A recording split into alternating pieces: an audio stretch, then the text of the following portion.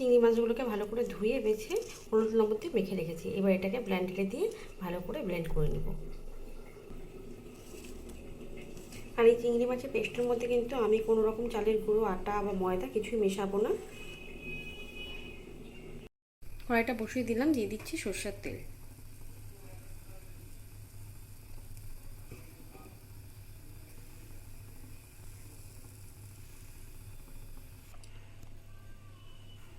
তেলটা গরম হয়ে গেছে, এবার বড়াগুলো দিয়ে দিচ্ছি এক এক করে।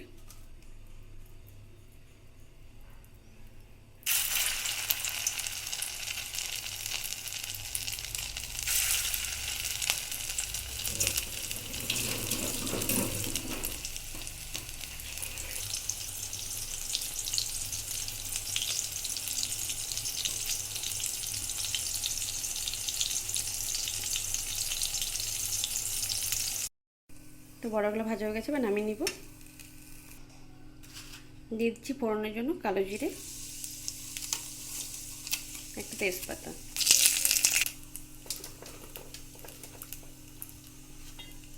দিচ্ছি ছোট ছোট করে কেটে রাখা আলু আর পটল।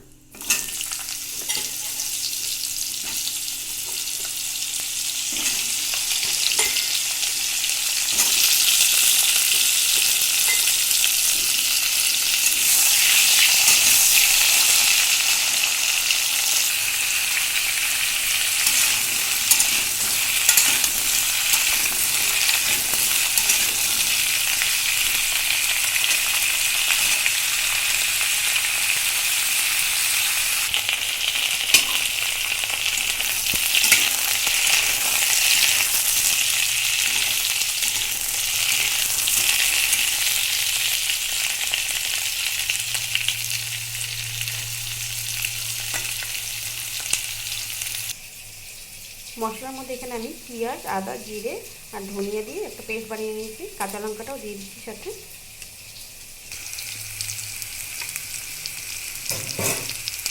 মশলাটা দিয়ে দিচ্ছি।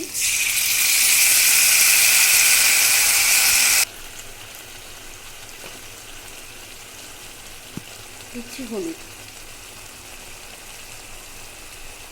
লবণ,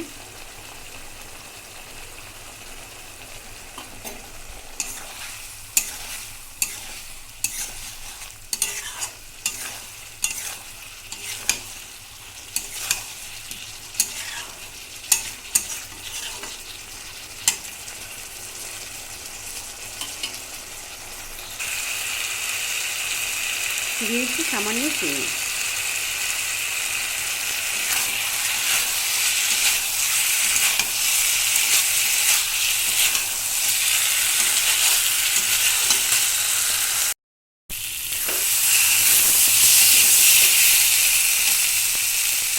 ভালোভাবে কষানো হয়ে গেছে, এবার আমি জল দিয়ে দিব।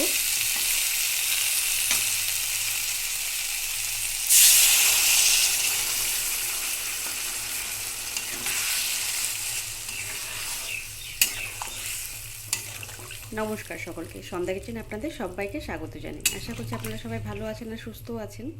তো আজকে আমি করছি আলু পটলের তরকারি, সেটা কিন্তু চিংড়ি মাছের বড়া দিয়ে। চিংড়ি মাছ দিয়ে তো আমরা অনেকেই পটলের তরকারি খেয়ে দেখেছি, কিন্তু বড়া দিয়ে খেয়ে দেখবেন, খেতে কিন্তু খুব ভালো হয়। আর বলি, যদি ভিডিওগুলি ভালো লাগে লাইক কমেন্ট করতে ভুলবেন না।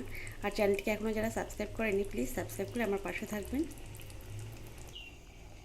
ফুটে এসে এবার কিছুক্ষণ ঢেকে রাখবো আঁচটা কমিয়ে। দিয়ে দিচ্ছি গরম মশলা গুঁড়ো,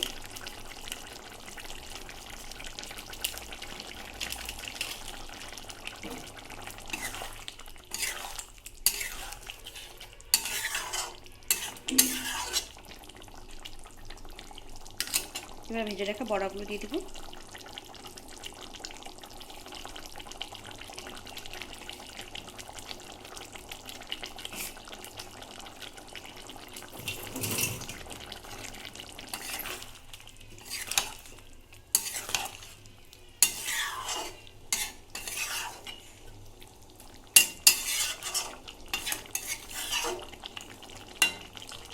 আবারও কিছুক্ষণ ঢেকে রেখে নামিয়ে নেব।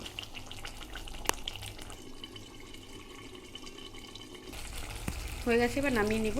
ধন্যবাদ সকলকে ভিডিওটি দেখার জন্য।